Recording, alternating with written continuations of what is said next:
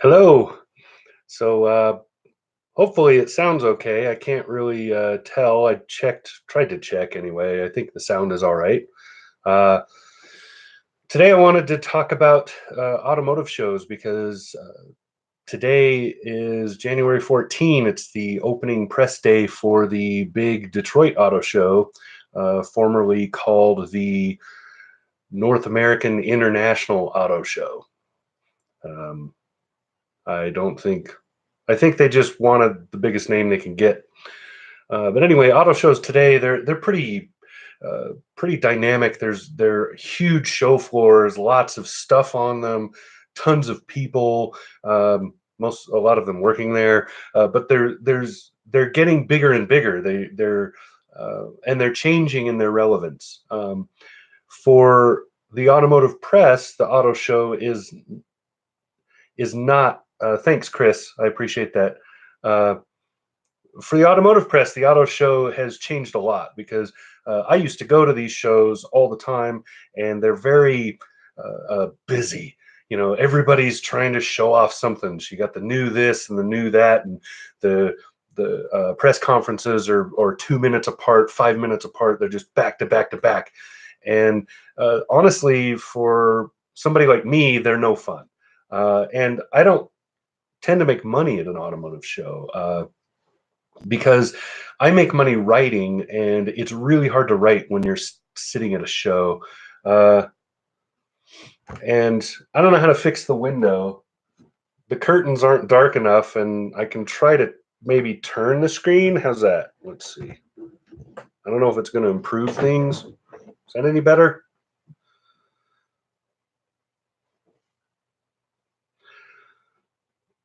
So what I'm getting at is automotive shows have changed. They used to be all about the press. Um, they still are in their way, but the press has changed. So somebody like me who makes a living writing about stuff, I don't tend to make money at an automotive show. I make money sitting here like I have been today and writing stuff based on the press releases, live streams, and photos that are coming from the show.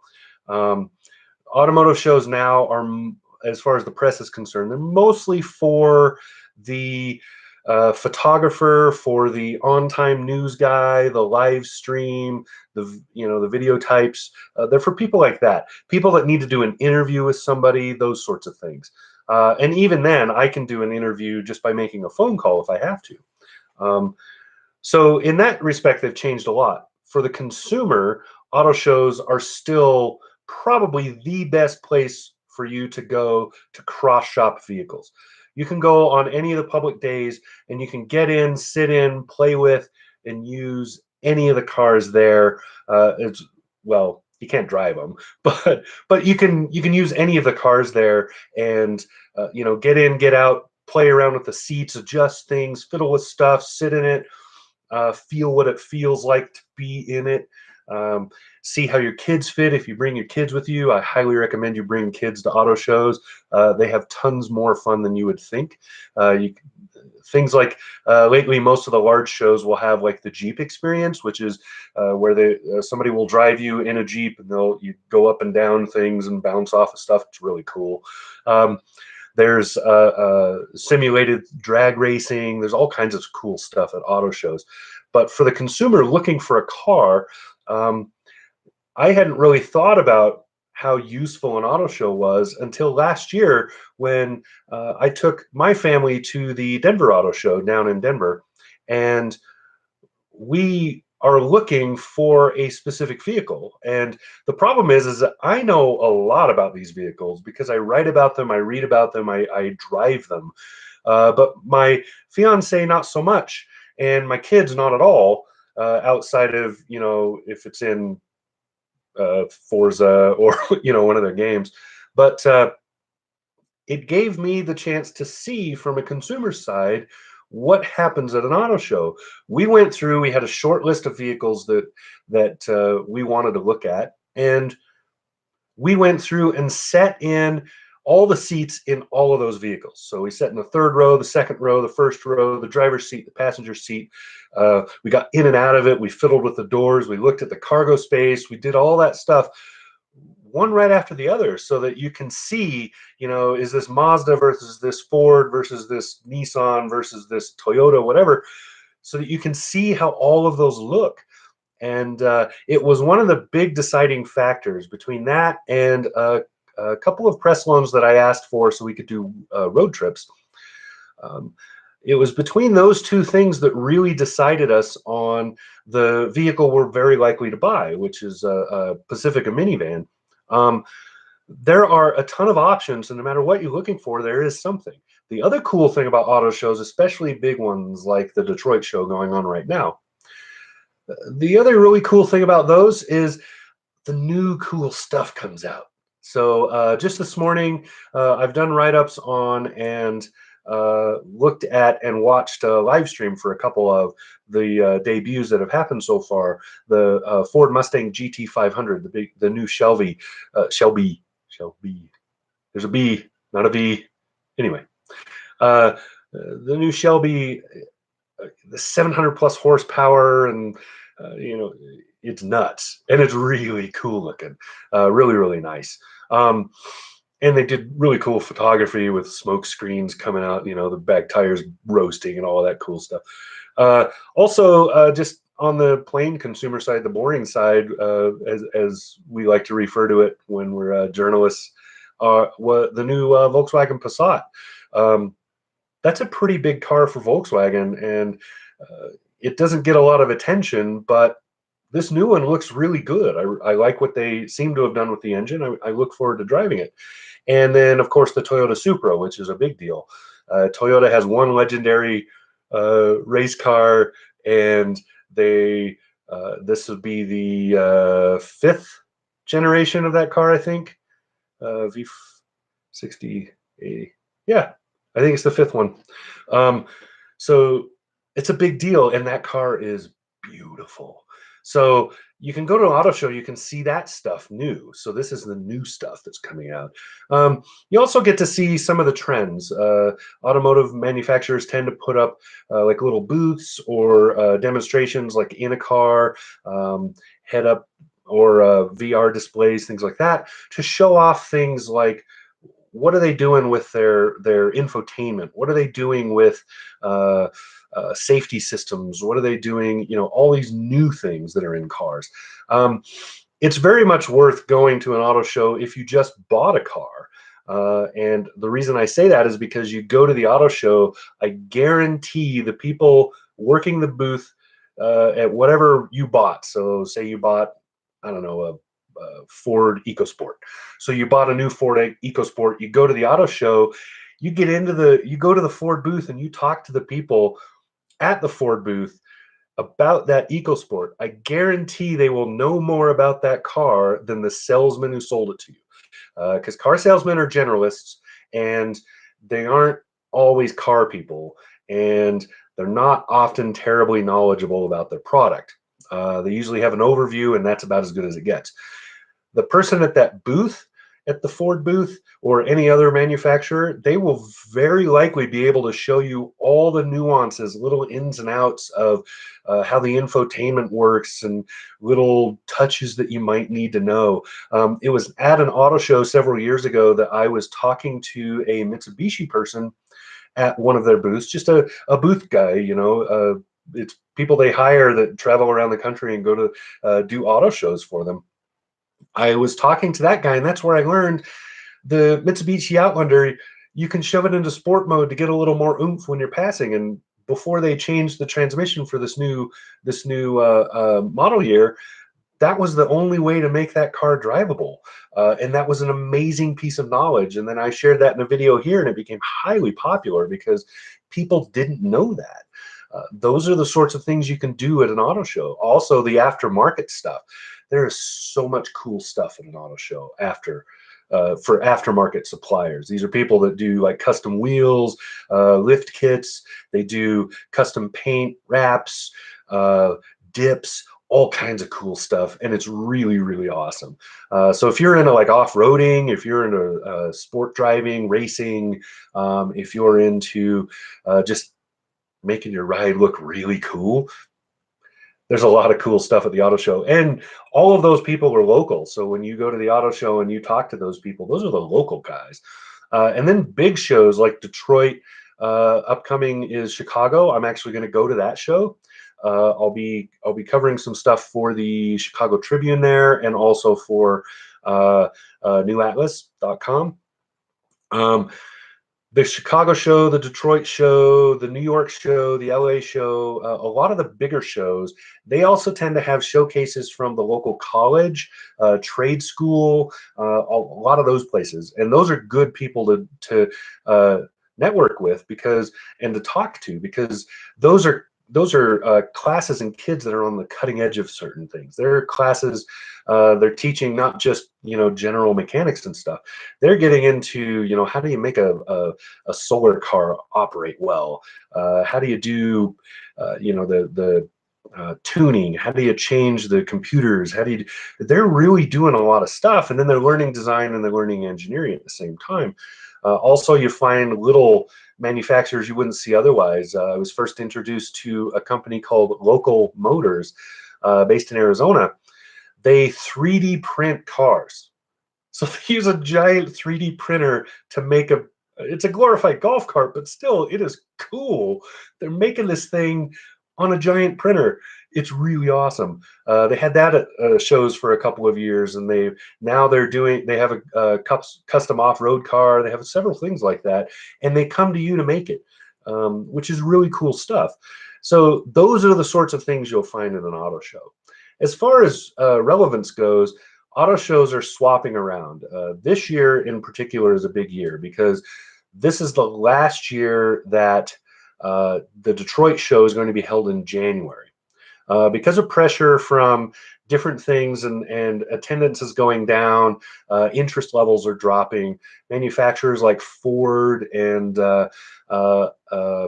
Chevy and a couple of others are tending to launch and show off new vehicles on their own. They're not using an auto show necessarily anymore, not for all of them anyway.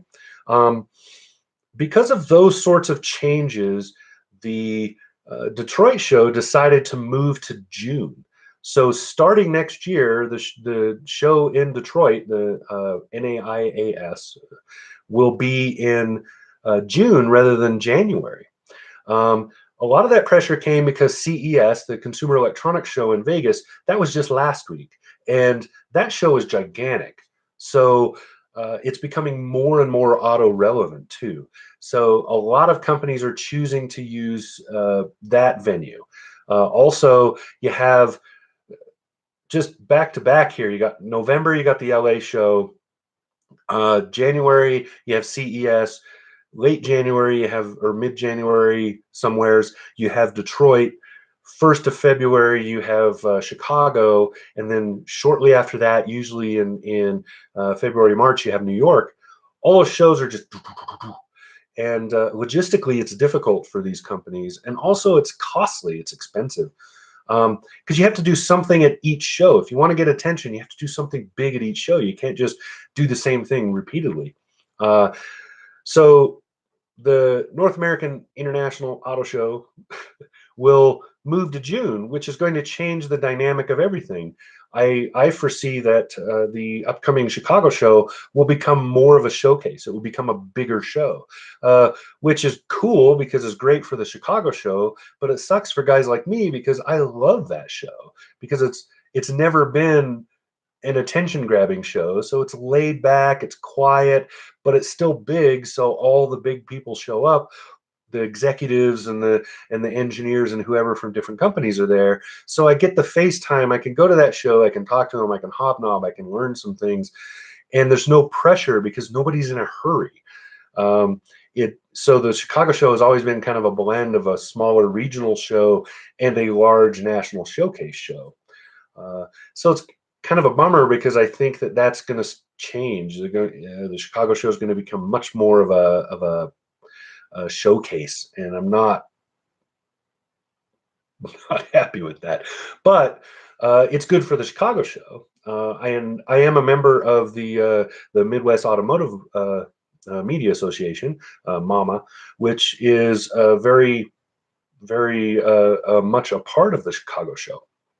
So um, those sorts of things are changing. We're going to see some relevance change. I won't be surprised if the LA show doesn't decide to change a little bit. And the New York show, especially because New York is always kind of set on the cusp there.